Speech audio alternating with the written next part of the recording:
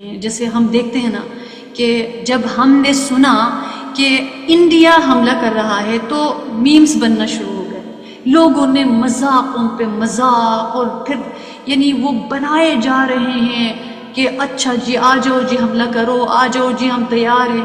یعنی اللہ تعالیٰ جب بھی کبھی کوئی حالات لے کر آتے ہیں اس میں مقصود ہوتا ہے ہم عبرت پکڑیں، اور دوسرے کہ اپنے ایمان کو منور کریں اور اپنے آپ کو تیار کریں، اور ہم دیکھیں کہ اگر ہم پر یہ حالات آئیں گے ہم کیا کر سکتے ہیں، ہم کیا اس وقت کے لیے تیار ہیں؟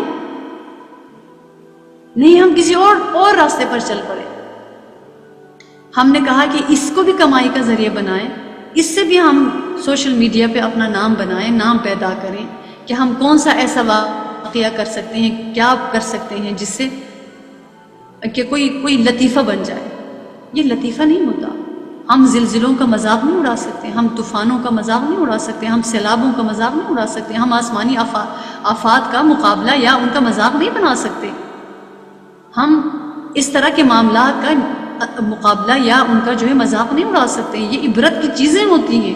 عبرت کی چیزیں جب ہمیں نظر آئیں ہم عبرت پکڑتے ہیں، ہم ان سے سیکھتے ہیں، ہم اللہ کی طرف دیکھیے۔ ایک وہ وقت تھا جب ایسے حالات آتے تھے، تمام قوم متحد ہو کر اللہ تعالیٰ سے مل کر توبہ وہ لوگ کرتے تھے، صلاۃ التوبہ پڑھتے تھے، صلاۃ الخوف پڑھتے تھے، مل کے دعاؤں کا اہتمام کرتے تھے، اور ان کی خواتین، ان کی بیٹیاں، ان کی مائیں یہ اپنے گھروں میں اہتمام کیا کرتی تھی۔ ان کے جوان جہاد کے مسائل سیکھتے، جہاد کے لیے ارادہ کرتے، ان کے بزرگ اللہ تعالیٰ کے حضور ہاتھ پھیلاتے، مسجدوں کو آباد کرتے۔ تو کیا ایسا تھا؟ ایسا نہیں ہے، اب ہوا ہے یہ، اب یہ حالات نظر آ رہے ہیں۔ ہم کتنے واقعات میں پڑھتے ہیں کہ بارش نہیں برس رہی تھی تو سب جا رہے تھے اجتماعی نماز کے لیے، فلاں معاملہ ہو رہا تھا تو سب 10 سالی آ گئے، سب اکٹھا جو ہے وہ جمع ہو کر نماز پڑھ رہے تھے، اکٹھا ہو کر اللہ سے دعا مانگ رہے تھے، توبہ استغفار کر رہے تھے۔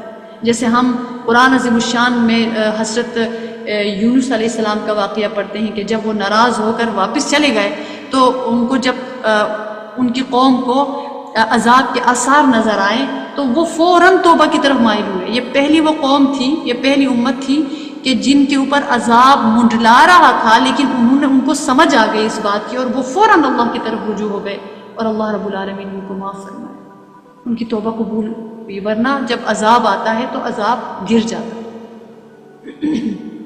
تو کیا اس کا وقت ہے؟ اس کا وقت نہیں ہے، ہم حالت جنگ میں ہیں، ہم اس بات کو سمجھیں۔ اور یہ بھی ایک ملک کے ساتھ حالت جنگ میں نہیں ہے، ہم اسرائیل کے ساتھ بھی ہیں، ہم امریکہ کے ساتھ بھی ہیں، اور جو بھی باطل قوتیں ہیں، وہ فرانس کہہ لیں، وہ کوئی بھی کہہ لیں، ہم حالت جنگ میں ہیں۔ کافر کا بھائی ہوتا ہے۔ ہم کہہ رہے تھے نا اسرائیل سے لڑنا، اب اسرائیل آ گیا ہے، اسرائیل ہمارے پاس ہے، اس کے ڈرونز ہماری طرف آ رہے ہیں، وہ ہم سے دور تو نہیں ہے، اور ہمارا ملک اس کو کھپتا ہے۔ وہ برملا کہتا ہے کہ میرے لیے اگر خطرے کے ہے نا جن سے مجھے خطرہ ہے وہ یا ایران ہے یا پاکستان ہے، ان دونوں کو ختم کریں گے تو بس پھر گریٹر اسرائیل کا جو اس کا خواب ہے وہ پورا ہو جائے گا۔ باقی آپ کو پتہ ہے عرب ممالک وہ سونے کے جہازوں میں سفر کر رہے ہیں، بلکہ وہ خوش ہے کہ ہم نے اپنا جو ٹوائلٹ ہے وہ بھی سونے کا بنایا ہوا ہے، ہم نے اپنی بہو کو پورا سونے کا لباس پہنایا ہے، وہ خوش ہے اسی بات پہ۔ وہ مقابلہ ہے کہ میری بلڈنگ اونچی ہے تو میری اونچی ہے، وہ تو مقابلہ چل رہا ہے سکون میں۔ اللہ تعالیٰ کے محبوب نے خود فرمایا تھا کہ یہ وقت آئے گا کہ یہ عرب سے یہ نکل جائے گا، عرب کے شرفاء نکل جائیں گے، دنیا سے چلے جائیں گے۔ لیکن سب سے بڑی بات ہے کہ وہاں پہ وہ ہیں جہاں پہ ہماری جانیں ہیں، کعبۃ اللہ اور مسجد نبوی میں، اس لیے ہم وہاں کی سلامتی کی دعا اللہ سے مانگیں ہمیشہ۔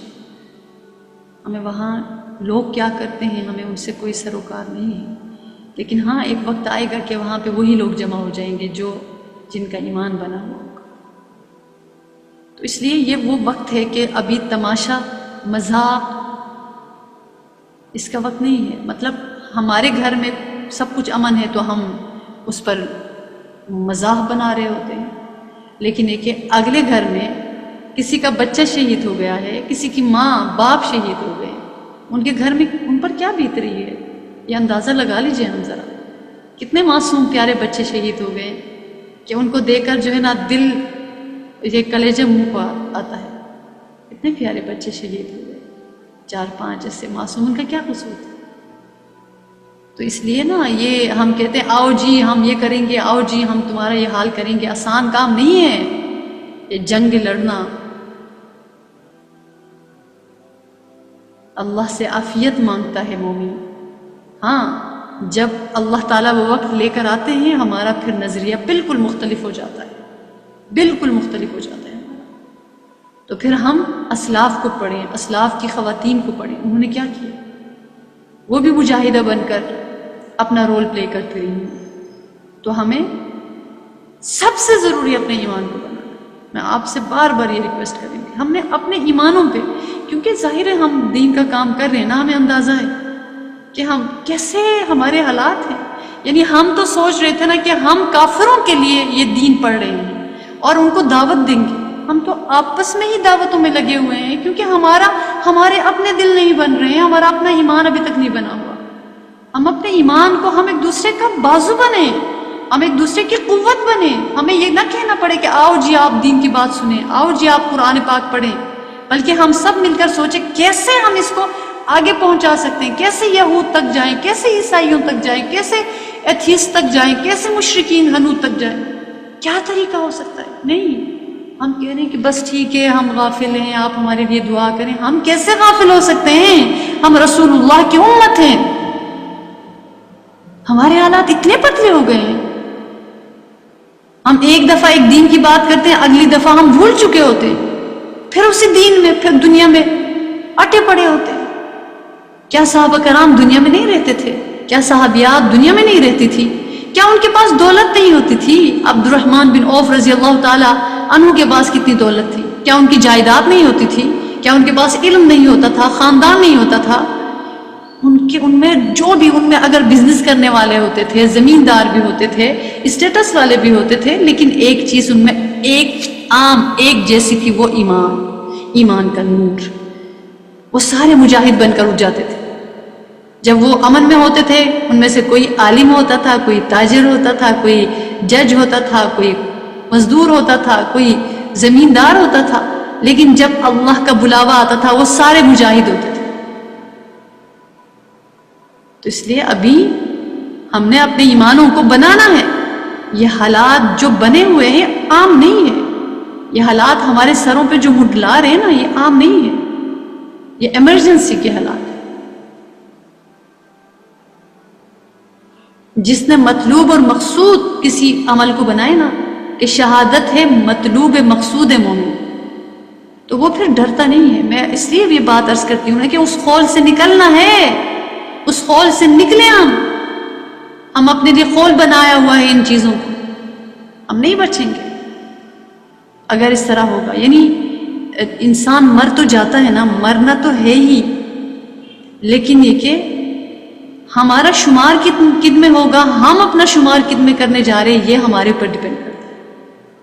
مرنا ہے، ہم چاہیں اپنے آپ کو بچائیں مضبوط قلعوں میں، وَلَوْ كُنْتُمْ فِي بُرُوجٍ مُشَيَّدَةٍ، تو اللہ تعالیٰ نے فرمایا کہ ان مشیدہ میں بھی، بروج مشیدہ، وہ مضبوط قلعوں میں بھی تمہیں موت آ گھیر لے گی، جبکہ امن بھی ہو. جنگ کے بغیر بھی کتنے لوگ چلے گئے، قبرستان آباد ہو گئے، بھر گئے ہیں قبرستان. یہ سارے جنگ میں تو نہیں نہ شہید ہوئے، بیماری میں چلے گئے، بیٹھے بیٹھے چلے گئے، بات کرتے کرتے چلے گئے، سوتے سوتے چلے گئے. تو اس لیے ہمیں خیال رکھنا پڑے گا کہ ہم اپنے ایمانوں کو ذرا ٹٹولیں.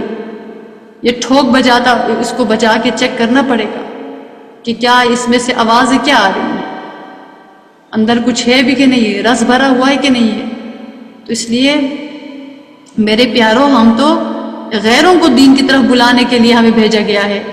اخرجت للناس تأمرون بالمعروف وتنہون عن المنکر. یہ ایسی چھوٹی بات ہے، ہم ایک دوسرے پر وار کر رہے ہیں. ہمارے ملک والے یہاں پہ بھی جو ہے مسلکی اختلافات نے ہمیں مار ڈالا ہے، تو کہیں سیاسی اختلافات نے ہمیں مار ڈالا ہے، یعنی دیکھیے کہ ابھی یہ حالات ہیں نا، اس سے پہلے کیا ہو رہا تھا، پکڑ دھگڑ ہو تو یہ ہے تو وہ ہے، آپس میں اپنے ہی لوگ اپنی ہی فوج کو گالیاں دے رہے ہیں، اپنی ہی فوج اپنے ہی لوگوں کو پکڑ رہے ہیں، اپنے ہی اپنوں پر وار کر رہے ہیں، تقسیم، اور انہی چیزوں سے باہر والے فائدہ اٹھاتے ہیں، انہی چیزوں سے دشمن کہاں فائدہ اٹھاتا ہے؟ جہاں پہ اتفاق نہ ہو۔ اسی لیے کہتے ہیں نا کہ آب اندر زیر کشتی پستی است، آب در کشتی ہلاکی کشتی است، کہ مولانا روم فرماتے ہیں کہ اگر سمندر کے اوپر کشتی چل رہی ہے اور وہ کشتی پانی اس کشتی کے نیچے ہے، وہ اس کو چلانے کا ذریعہ ہے۔ دیکھیے کشتی جو ہے دنیا میں تو نہیں چل سکتی نا، کسی صحرا میں تو نہیں چل سکتی، اس کے لیے پانی چاہیے، اس کے ٹائرز پانی ہے، جیسے گاڑی کے ٹائرز ہوتے ہیں نا، اس کے ٹائرز گوئے کہ پانی ہے، پانی اس کے لیے ٹائرز کا کام دیتا ہے۔ تو فرمایا کہ جب تک وہ کشتی کے نیچے پانی رہے وہ اس کو چلائے گا، لیکن جیسے ہی وہی پانی اس کشتی کے اندر آ جائے تو وہ جو کشتی ہے وہی پانی اس کو ڈبوتا ہے۔ تو بالکل اسی طرح ہے کہ اگر اندر اختلاف ہونا تو اس کو ڈبونے سے کوئی نہیں بچا سکتا، یعنی اس کشتی میں سوراخ اندر والے ہی کرتے ہیں نا، تو جیسے ہی اندر والے سوراخ کرتے ہیں باہر والوں کو موقع مل جاتا ہے، اندر والے سوراخ کرتے ہیں نا باہر والوں کو موقع، یعنی اپنے ہی نشے من میں گراتے ہیں بجلیاں، خود ہی ایک دوسرے کو نوچ رہے ہوتے ہیں۔ ہمارے اتنے پیارے ملک کے ساتھ یہ حشر اس کا کیا گیا، ہر ایک نے اپنی سیاسی چمک دمک کے لیے اس ملک کو استعمال کیا، ورنہ یہ کہاں سے کہاں نہ پہنچ جاتا۔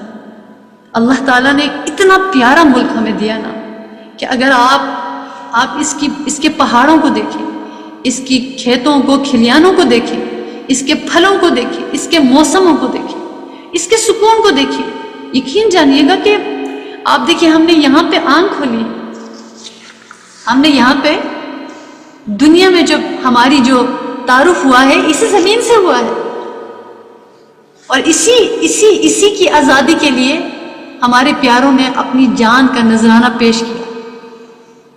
آپ یقین جانیے گا کہ جب یہ انگریز کا یہاں پر قبضہ تھا تو علماء، طلباء اور صلحاء کے لیے وہ دور ظلم و ستم تھا۔ انگریز نے عوام الناس کو تو کچھ نہیں کہا، مگر علماء اور طلباء پر ظلم کے پہاڑ ڈھائے۔ ایک مدرسہ تھا نا، اس کا نام شاہ ولی اللہ رحمہ اللہ تعالیٰ کا جو مدرسہ تھا، اس کو بلڈوز کر دیا گیا، بلڈوزر کے ذریعے سے اس کو گرایا گیا۔ پھر انگریز نے مسلمان علماء پر بہت سختی شروع کی، چھوٹی چھوٹی باتوں پر ان کو پھانسیاں دی گئی۔ لاہور سے لے کر پشاور تک جی ٹی روڈ کے دونوں طرفوں پہ کوئی بڑا درخت ایسا نہیں تھا جس پر کسی عالم کو پھانسی نہ دی گئی ہو۔ پھانسی کے بعد لاشیں ہفتوں لٹکتی رہتی تھی، اور اس سے مقصد یہ تھا کہ لوگوں کو سبق حاصل ہو جائے کہ آئندہ ہم اپنی اولاد کو مولوی نہیں بنائیں گے۔ لیکن پھر اللہ پاک نے اپنی رحمت سے پاکستان بنوا دیا، کلمہ کے نور کی وجہ سے۔ یہ جو کلمہ کا نعرہ تھا نا، اس نعرے کی وجہ سے پاکستان بنا۔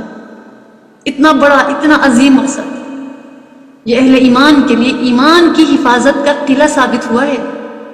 پاکستان میں مدارس دین کی تعلیم دے رہے ہیں، لوگ اپنی مرضی کے مطابق تقوی طہارت کی زندگی گزارنے میں آزاد ہیں، کوئی پابندی، کوئی دباؤ ان پر نہیں ہے۔ یہ عافیت کا دور ہے نا، ہمیں ابھی تک یہ عافیت کا دور ملا، تو ہم نے قدر نہ کی۔ مسئلہ یہی ہوا کہ وہ تلخ بات ہے، ہم نے قدر نہ کی۔ ہم اپنے ملک کی قدر کرتے ہیں اور یہاں پہ ہم اس کو کوستے رہے کہ چھوڑو جی باہر چلتے ہیں، یہاں کیا رکھا ہے۔ لوگ یہ کہہ کر یہاں سے بھاگ گئے کہ جی وہ فلاں حکومت ایسی ہے تو فلاں، یہ ملک کیا ہے پتہ چلے گا۔ اپنا ملک ہوتا ہے۔ یہ جو ہم پڑھ رہے ہیں نا کہ یہ ڈونلڈ ٹرمپ کیا کر رہا ہے، آپ خود سعودیہ میں کیا ہوتا ہے، جیسے ہی کوئی وقت آتا ہے پاکستانیوں کہتے ہیں چلو جی نکلو یہاں سے، چلو دفع ہو جاؤ، ایسا حال ہوتا ہے۔ کہتے ہیں کہ تم کون آگے بیٹھے ہو یہاں سے، نکلو یہاں سے۔ اور ان کو شہریت نہیں ملتی، وہ ان کے وہاں پہ جو ہے نا وہ کما کے اپنی ساری صلاحیتیں ان کو دے کر اینڈ میں آ کے کہتے ہیں کہ نکلو یہاں سے، دفع ہو جاؤ۔ یہ حالات ان کو نہیں آن کیا جاتا۔ نہیں آن کیا جاتا، نہیں غیر ہمیں یہود آن کریں گے، نہیں ہمیں عیسائی آن کریں گے، بظاہر اخلاقیات دکھائیں گے کچھ عرصے کے لیے. خود آپ میں سے جن کو پتہ ہوگا کہ وہاں جانے کی شرائط کیا ہے. آپ اپنی دولت، آپ اپنی صلاحیت، آپ اپنی بہت اچھی ڈگری ان کو دے دیں، وہ آپ کو سر آنکھوں پہ بٹھائیں گے. اور جب آپ ہم ناکارہ ہو جاتے ہیں، ہم کہیں گے کہ نکلو یہاں سے، بس ختم ہو گیا. پھر ہمیں ٹیررسٹ بنائیں گے وہ، پھر بہانے ہم پر وار کریں گے. تو انسان، ہم اپنے ملک میں امن میں ہیں، ہم اپنے ملک میں شیر ہیں، تو لوگ یہ کہہ کر اس کو ٹھکرا کر یہاں سے جاتے رہے. نہیں جی، یہ ہمارا ملک ہے، ہمارے بزرگوں کی قبریں یہاں پر. اس مٹی سے ہمیں پیار ہے.